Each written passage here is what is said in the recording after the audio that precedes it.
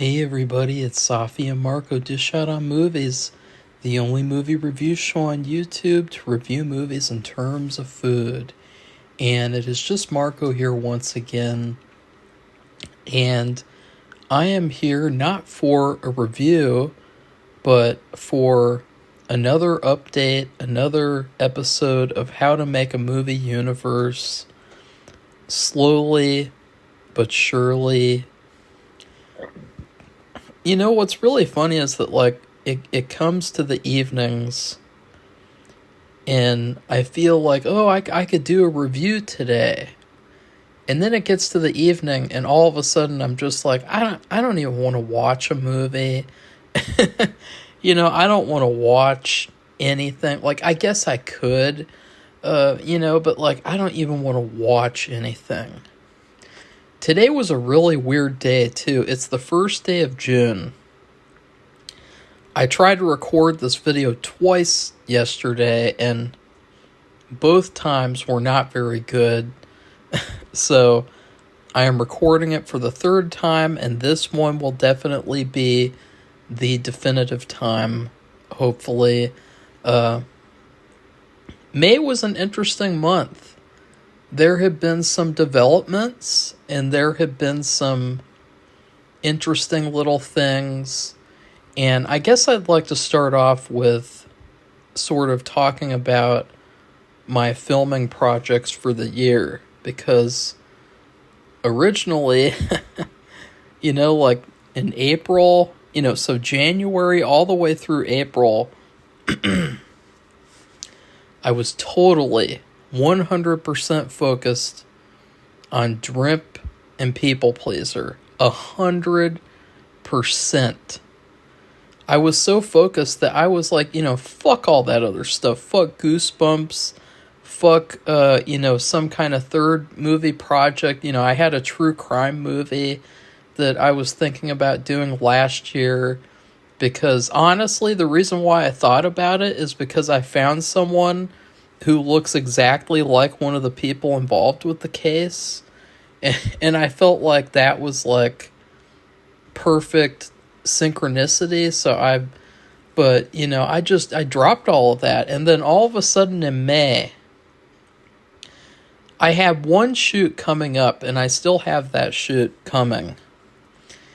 I'm very excited about it. And that is going to be a shoot for Drimp. And it's like a 2 to 3 day shoot.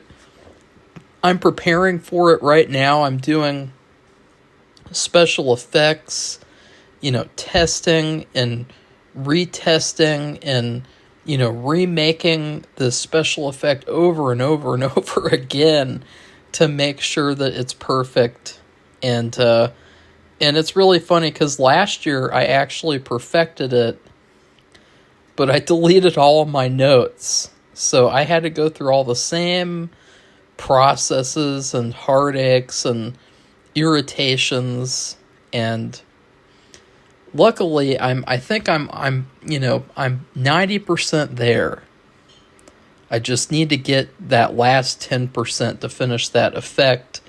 But yeah, I have that shoot coming up. I wanted to do it last month. I wanted to do it in May, but unfortunately, things just didn't work out in the sense that I had a couple of fallbacks, a couple of pitfalls. I had a couple of distractions, and, one big distraction that I'll talk about at the end. But it came to the month of May, and I thought, I literally have nothing scheduled for the summer. I have stuff in the works, as I always do. I really want to do another reenactment. I really, really want to do that. I actually, I have a good idea for one. It's gonna be a horror movie, and it's not just gonna be one scene. It's gonna be a whole trailer for a horror movie, reenactment thing. And I've been wanting to do that since last year in October. I wrote it all in my notes app, And I just didn't have time to do it last year because I was working on the marketing for County Fear, the short film. So when I took a look at the summer, I thought maybe I could do the remake to County Fear this year. And it was such an attractive idea to me because County Fear is a seasonal project. You know, People Pleaser is also a seasonal project. Like most of it, it's ideally meant to be shot in the winter and the fall. And then Drimp is kind of a mixed bag, but it's primarily wintry, fall-ish. So I thought, I don't want to just sit on my hands the whole summer. Like I don't want to... I guess it'd be nice to go on a vacation, but like, I wanted to do something. I wanted to do something. And so I started writing County Fear, the script. And, I'm not going to go into a huge amount of detail with that because obviously that would be really stupid, especially since a lot of people haven't even seen the short yet. And so, I don't want to spoil anything, but I will say, if you took the short film and you put it into this movie, like if you had like a dropper, like one of those droppers you squeeze, liquids out of, this would be a drop in an ocean. The short film from last year, it would be a drop in an ocean, okay? That's just to give you an idea of the scale of this story. It was a lot of fun to piece things together because a lot of the things that didn't work about the short, I felt like they were so much better here and they all improved because I really, really had to figure out the big picture. And, the short film was like a tease. It was a 38-minute tease. And I highly recommend the short film, by the way, which you can see it right now on Patreon. There's two versions. There's a black and white and a color. The black and white is kind of meant to look like a 1930s movie. It's really, really fun. It's cool. But here's the thing. Because, a lot of the times I make things with an aesthetic in mind.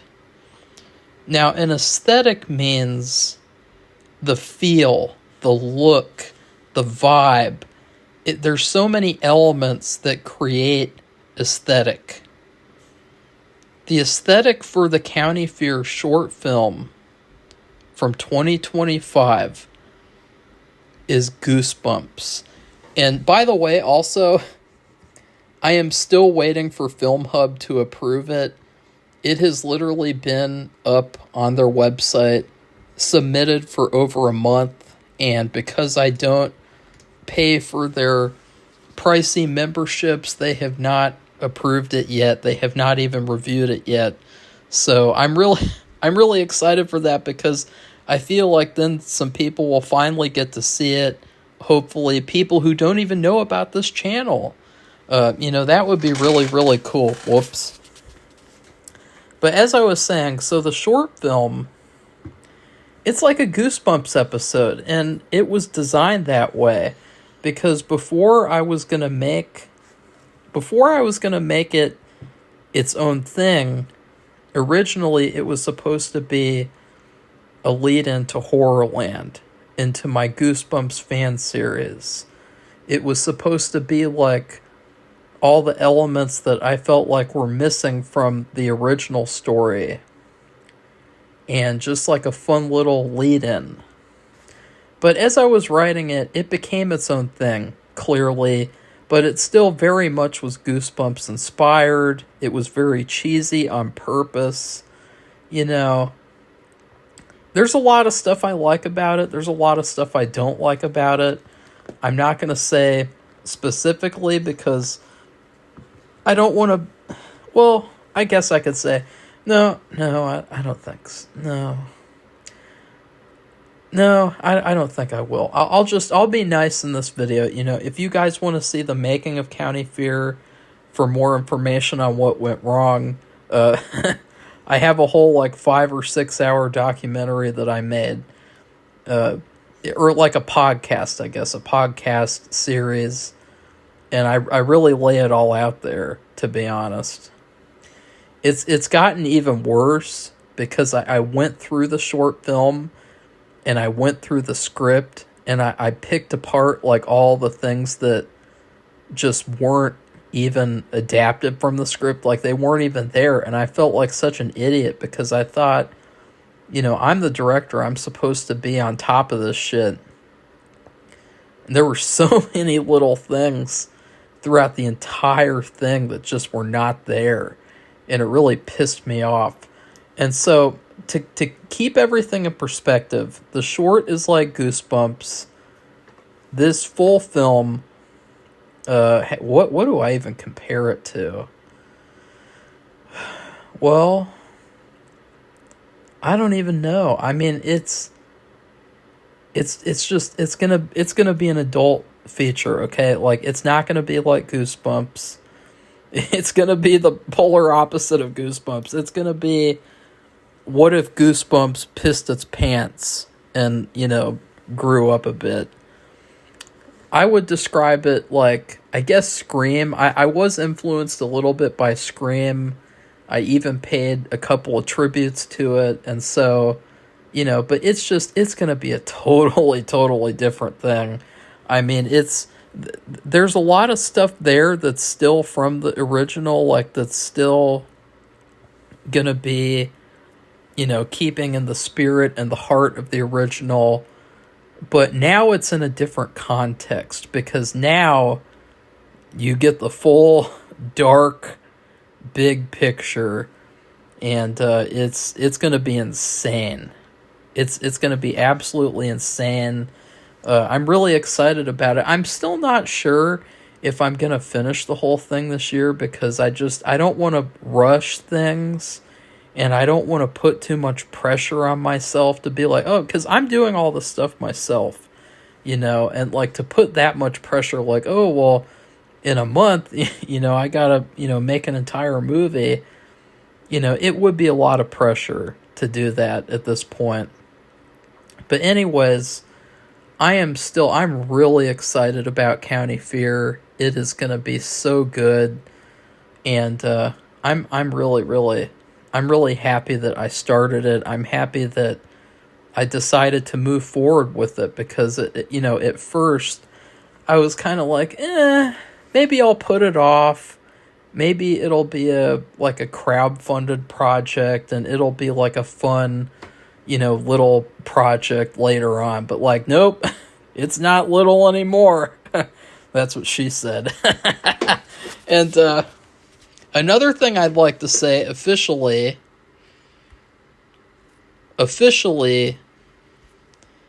I will be returning as Charlie and Mr. Piddles.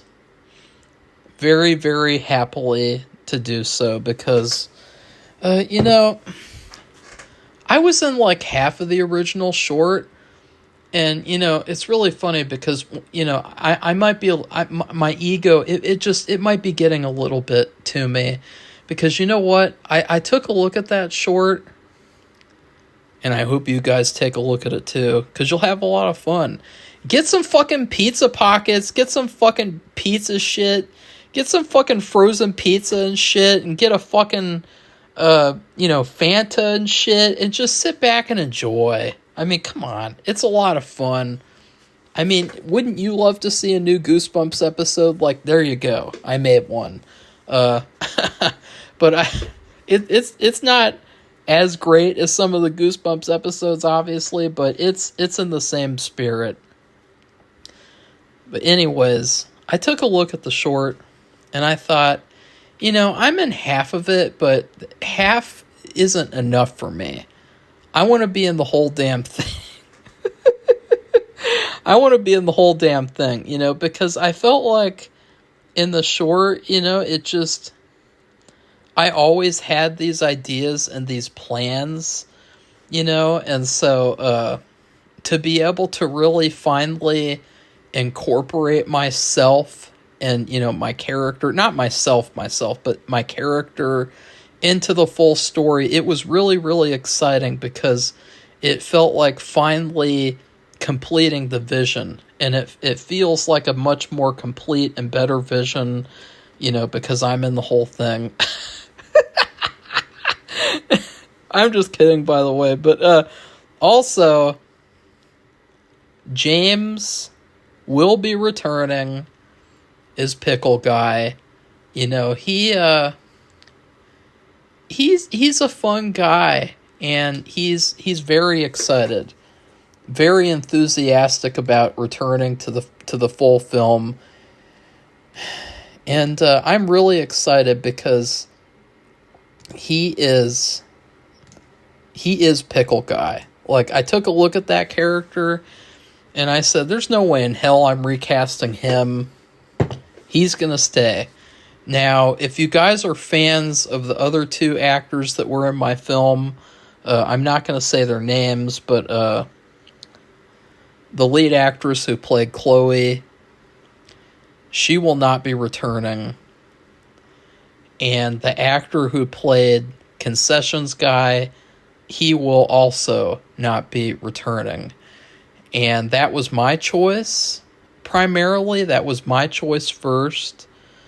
I'm not going to really get into the dirty details because you guys could watch the making of videos and you'll get a very, very full picture. But I did try to reconnect with the actor who played Concessions Guy, and he's proven that he's not only not changed since what happened, but he's also kind of gotten worse because he did these couple of incidents where he told me that he would do something, or he told me, that he would call me or contact me.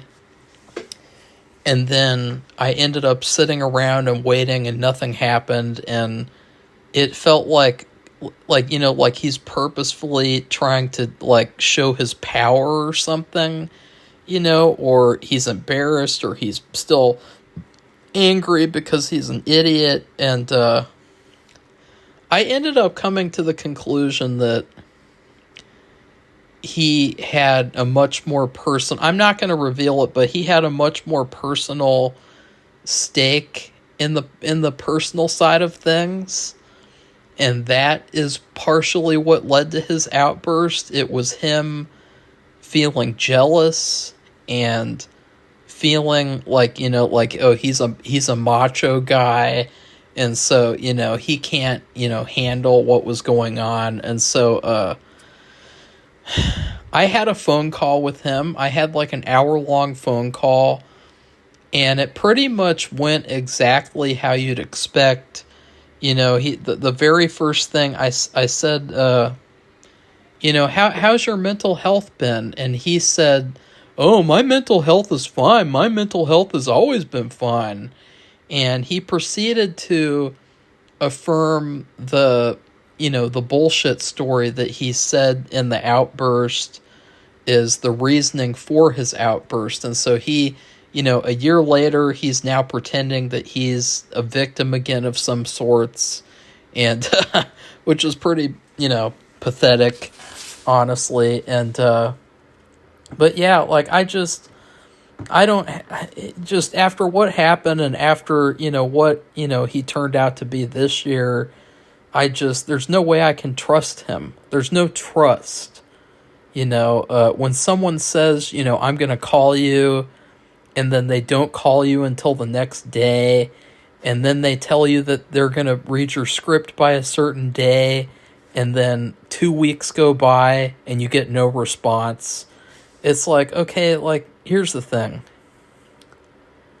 I know bullshit when I see it, and he has now become the king of the bullshit, okay? So if you guys talk about him in the comments, just please refer to him as the king of bullshit, or the bullshit king, because nobody has turned out to be a bigger bullshit king than him. And it's very sad, because he was my closest collaborator. He was, starting to become a friend, and it really sucked that he ruined it, and that he really sometimes you have to make sure that your actions, that you really think about them in the way that they're gonna impact people. Because I mean, I was willing to forgive him, and I was willing to move forward with him, but he has not changed, and he is just totally oblivious to the reality of things. And because he doesn't care, and he even said that. He said he didn't care. He said that, it is what it is, whatever, So it's just very sad. I was really hoping that he would be a part of my vision. And who knows, but probably not. Most likely 99% not. Because I can't trust him. So, and then the lead actress, I don't have anything to say about her at all. I wouldn't let her star in this full film version if she paid me. Okay, I would not let her star in the full version of County Fear if... I'm not even going to say it. Just think of your wildest demands that you could ever have.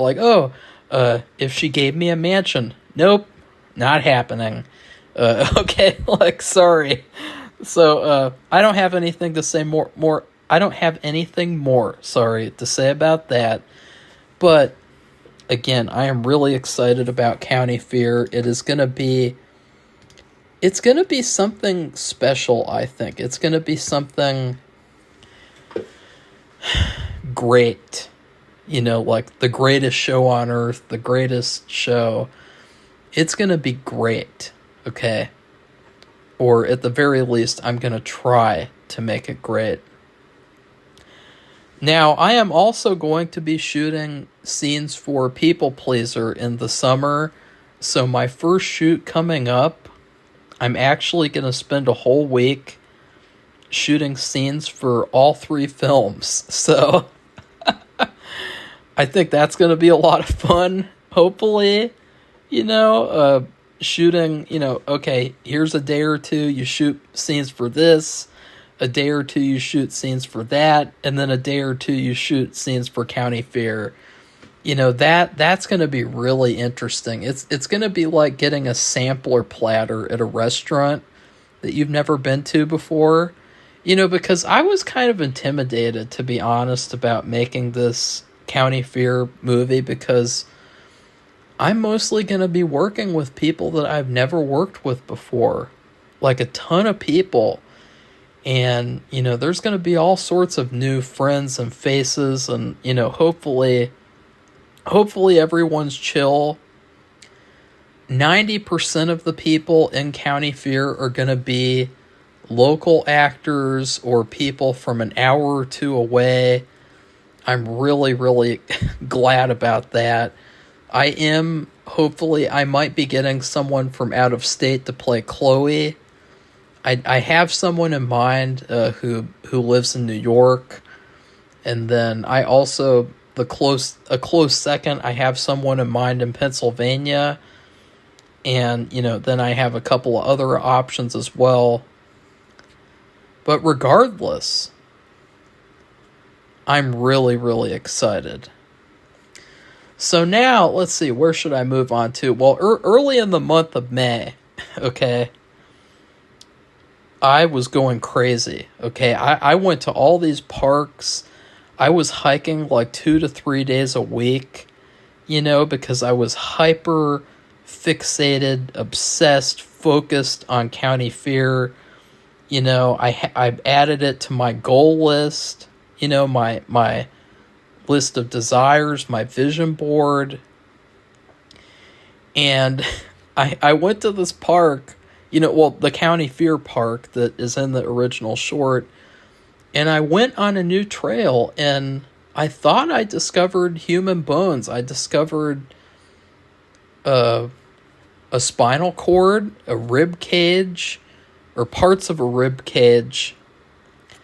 And I also discovered like a shoulder blade type of thing. And I took pictures. It was really, really creepy, guys. Like, coming across that on a trail that I've never been on before, in the middle of this huge park, it was really, really scary. Okay, it was really weird. It was so creepy because, like, where I discovered it, it's like near the end of the trail. Like, there's at the end of the trail, you go in this big circle, and then there's a picnic area in the middle. So I thought, like, did someone get killed out here and their body got dumped, and then, animals dragged it out, they ate stuff, and I'm discovering someone's body? Like, that would be insane. And it would also be really sad, too, like, just finding someone's dead body while taking a hike. Like, that would be really shitty. But then I would also be glad at least they were found, I guess, But I kind of think they were probably just deer remains. I ended up looking up pictures and doing comparisons, and I sent all the information and all the pictures to the county sheriff, and he forwarded it to a coroner and to a park ranger, and they never got back to me. I haven't heard anything more about it, so it's probably just animal bones, but still, it was creepy as hell. I mean, I was like, oh my God, did I discover someone? Did I discover, young Jeremy, lying about in the middle of a park trail? That would be pretty bad. In the picnic area, that's what added to the creepiness. This quote-unquote picnicking area, it had one picnic table in, like, the far corner, and it was rotten. It was like 20 years old, covered in moss. Like, I wouldn't want to sit on that unless I had, like, pants on or something, because it's like, it looks like it's falling apart. Nobody would want to have a picnic on that. Like, even the family from Texas Chainsaw Massacre would not want to have a picnic at that picnic table. And then there were these 3 stairs that led to nowhere, and there was this, like, wire thing, like this 2 post thing with these 2 wires on it. And I was like, what the hell is this place? Like, what goes on here? Like, did this used to be some kind of bigger thing? And, like, it's so creepy. It's so weird because it's like, what do you even do there? It's so isolated. It's really, the whole place gave me the creeps. And I've been to that park a million times. I've been there all by myself. I've done all these shoots by myself, just me doing Mr. Piddles stuff for the short. It was really creepy. So it's definitely going to be in the movie. It's actually, I won't say anything else. No, I'll just say that I gotta be 100% honest. The scene in the picnic area, I think, might be my favorite scene that I wrote for the entire movie. So, just get excited for the picnic area, okay? Now, after all that, because I hiked, this park a couple of times, like 3 or 4 times, still, I need to go back a couple more times, finish hiking all the different trails. I feel like I know the park more than the people who actually own the park probably do. Like, I feel, because I've been in all these areas where they're not even maintained.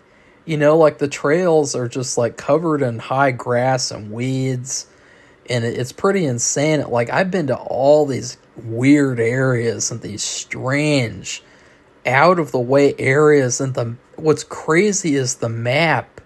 The map isn't even really the full scope of the park. It really doesn't even do the park justice.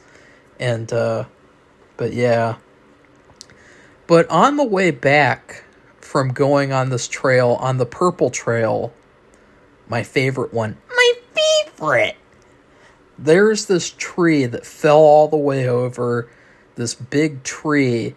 And so, you know, I had to climb over it. And on the way back, on the second time, I jumped off and I landed really hard on my left foot. And ever since then, you know, my foot started aching, and then eventually it was full-blown hurting, sore, and, you know, my heel was all bruised up and things, and it was terrible. So I bruised my foot. I bruised my heel, and so I've been having to rest that on and off, you know, and still it is not 100% better. It is still, which really sucks, but it is a lot better than it was. It is healing. It's just that, you know, you gotta walk on your feet all the time, you know. Like, I just had to cook dinner for like a whole hour, you know, of standing. And but it is getting better. But anyways, then I will also say I went to this other park just to see a landmark. I wanted to see a landmark that I wanted to put in my film.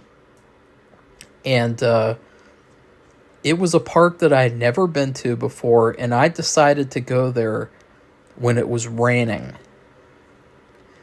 because I thought, like, you know, like, hiking in the rain, it's a challenge.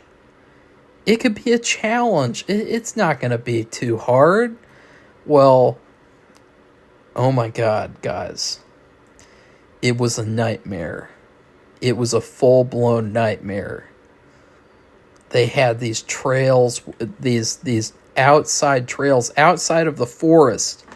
There was like all of this orange clay, or like just this mud, these muddy trails.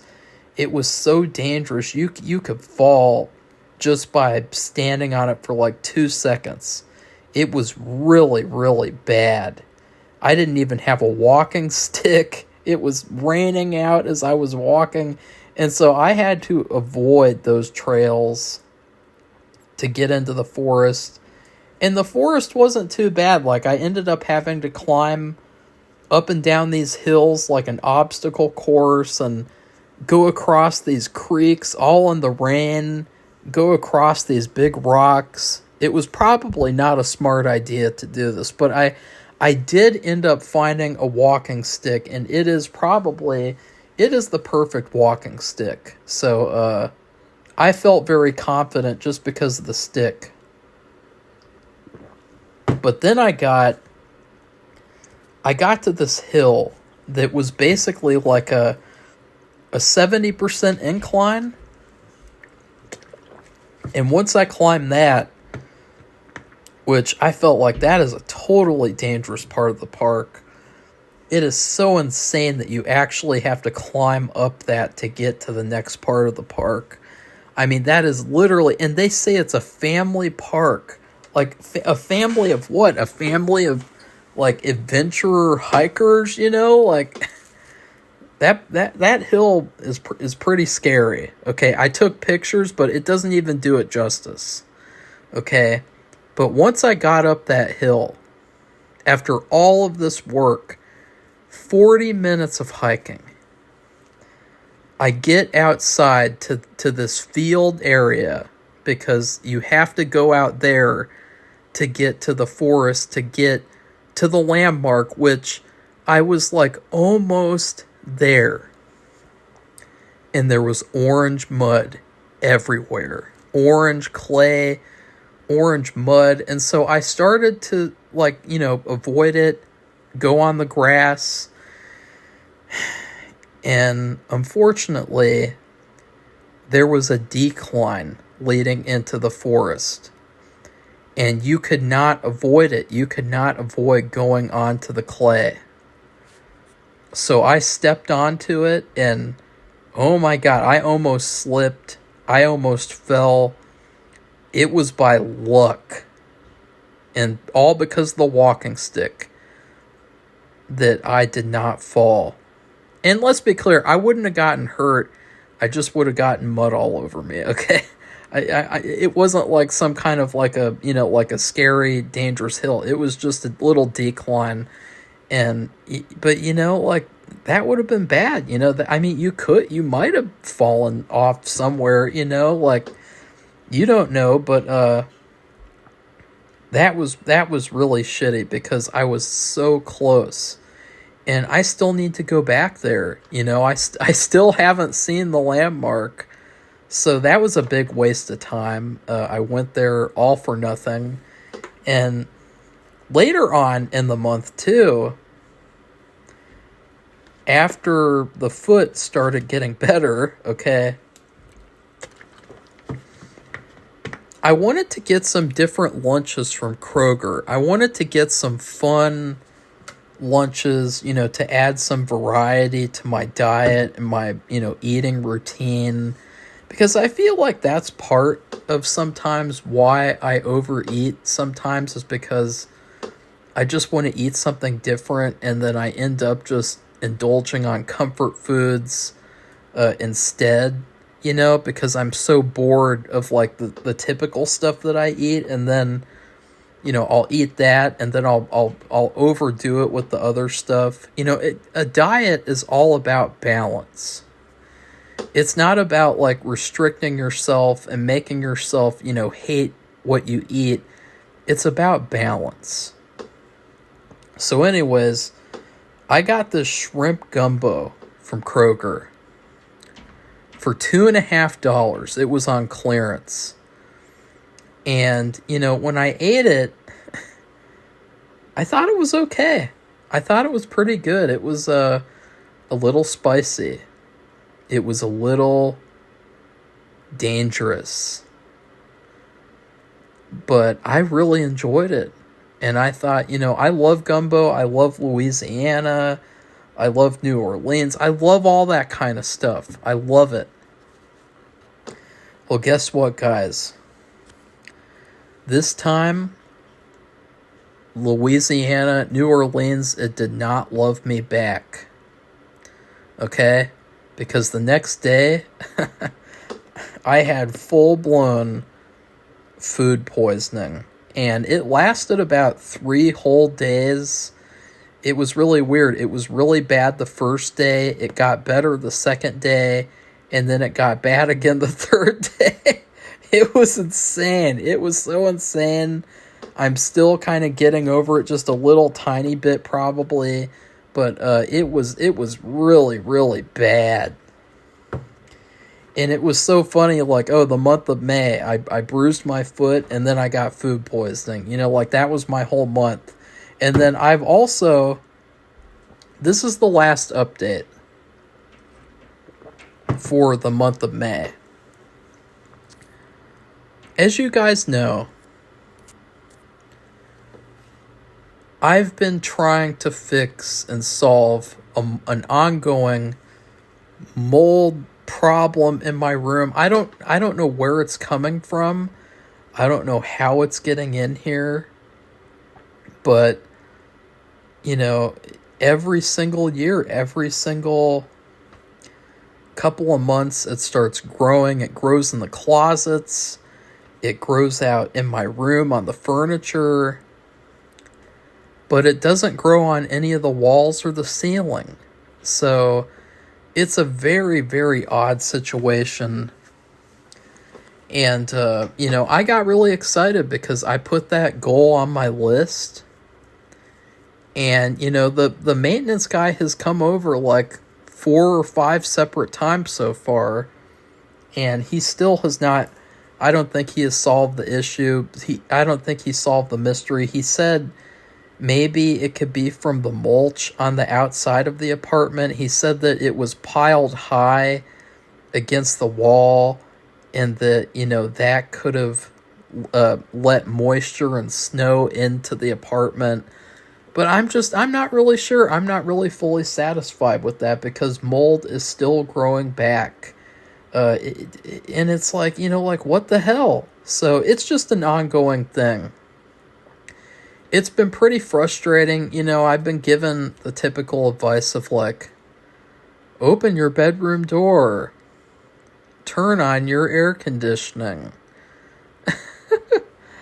Like as if I don't already do those things sometimes, like, and it's a really weird thing. Like, I didn't have to worry about that at my other house, like at my other house was built in the 1800s. My old house had balls, okay? It had full-grown balls. It had ghosts in it and shit. Like, it was like the perfect place to live. It had some black mold on the walls in some of the hallways that the landlords just didn't even care about. They didn't do anything about it at all, and because they were just planning on tearing it down. And but I never opened my closet doors at my old house. I never opened my bedroom doors. I'd keep them closed all night. I would, turn on the air conditioning whenever I wanted. Does anyone actually, like, turn on their air conditioning on, like, a 4 to 8 hour routine every day to prohibit mold growth? I mean, that's just, like, the stupidest shit I've ever heard. But, like, that was the advice that I was given, like, after all of this evidence and all of this stuff, like, oh, well, it keeps growing back.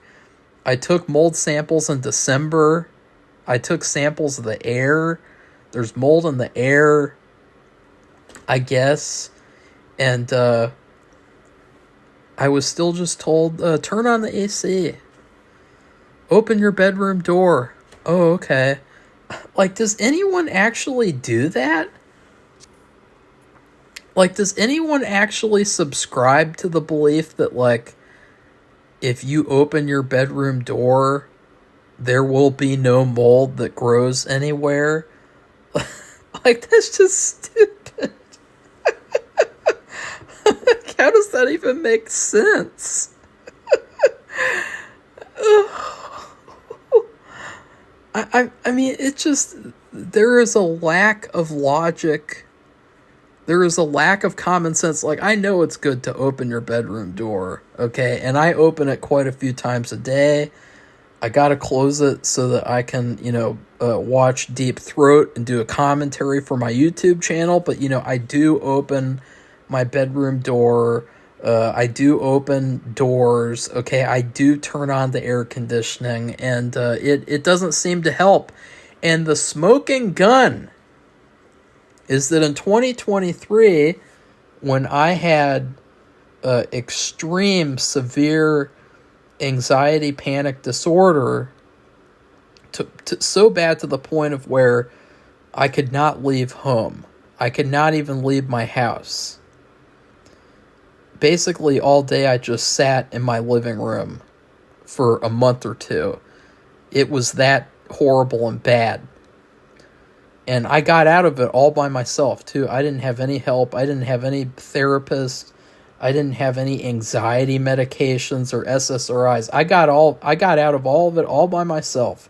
And I said, fuck this shit. And I got the fuck out of it.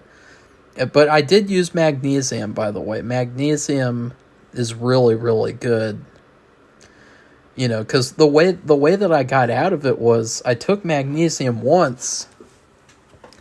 And that day, I only had like 1 or 2 panic attacks. And then every single day after that I took magnesium, I stopped having them. And then it started, I was able to start, training my anxiety away. And, but in the entire process of this anxiety life, I'll call it, I kept my bedroom door open all day long. That's not the funniest part. The funniest part is that I kept my bedroom door open all night too. You know why? Because when I wasn't in my bedroom, I didn't have any reason to close the door because I wasn't in there doing any work or anything. So I didn't have any reason to close it. And then at nighttime, I wanted it to be open because I was so anxious that I was afraid something could happen, and I wanted people to be able to come help me. That's how bad it was. So I literally had my bedroom door open 24 hours a day. And that was when the mold, that's when it was at its worst. Its very worst. Before I added a dehumidifier, an air purifier, and I got to keep cleaning it every single time it comes back, which just shows that it's coming from somewhere. And I guess it's gonna take some mystery solving to figure it out. But that's been really irritating because, see, what I thought was gonna happen was I thought that they would come and look at things and be like, okay, this is what's going on. And then I thought, okay, they'll call a professional to look at it and to like solve the problem. But they have not had a mold company come over to fix the problem yet. They have not done that, unfortunately. So, actually today what was really funny was the guy was supposed to come back, again today to look at the mold and to do some more moisture reader testing. And I'm not kidding you guys when I literally say I waited around all day long for this guy to come. And oh my God, that sounds bad. Okay, but I waited all day long for him to come over and do this appointment. And he never showed up. So I guess he was just too busy. And, they couldn't let us know. They couldn't, just say, like, hey, like, sorry, he's not going to be coming today. And by the way, guys, I'm not crying. I'm having allergy attack right now. My eye is watering. Oh, my God. Ugh. There we go. Okay, there we go. But you can hear it in my nose. Ugh. Sorry. So I literally spent all day today waiting. The first day of June. On the first day of June 2026, Safi and Marco sat around their apartment all day long waiting for a maintenance person to come over and do more testing to solve a mold issue that they could just get a professional to solve, and it would be solved in like 2 seconds. So that is the current status of the mold situation. It's pretty annoying. It's pretty frustrating sometimes, honestly. Like, see, what I thought, as I was saying earlier, I thought maybe that, they would just bring in a professional and it would be solved in like 2 weeks or so. I didn't think it would be this long, dragged out process where they told us to turn on the air conditioner and they said to open my bedroom door. I thought that it would be like a more efficient process, but it is what it is. I've sent them all the evidence that I've sent them. I've been taking pictures, and it's just, I guess, a waiting process. But that is why I did not do any shooting in May, is because I wanted to get the mold issue taken care of, wherever it's coming from. I mean, it's not horrible in here anymore. It's not as bad as it was in 2023. But I really wanted to get it taken care of before these actors would come over to film. And it's really irritating. So anyways, that is my... God, my eye is bothering me. It is so watery. And I cook Chinese food, and I cut up onions, and I just rub that finger into my eye, and also garlic. Oh my God. So I'm okay, guys. I'm okay. I'm perfectly fine. But that was my monthly update for the month of May. I hope that you guys enjoyed this special podcast episode of how to make a movie universe. And by the way, if you guys would like to see this return back to the vlog form, then let me know. But I kind of thought that, like, it would have just been a lot of sitting and talking to the camera. And so why not just do it in podcast form again? You know, but like, I would love to do a vlog, but sorry guys, my eyes. But anyways, please like this video. Okay. I gotta go get a Kleenex. I gotta wash out my eye. And then please comment. And then please subscribe to our channel if you'd like to see more honest videos and more episodes of how to make a movie universe. Goodbye, everybody. See you soon.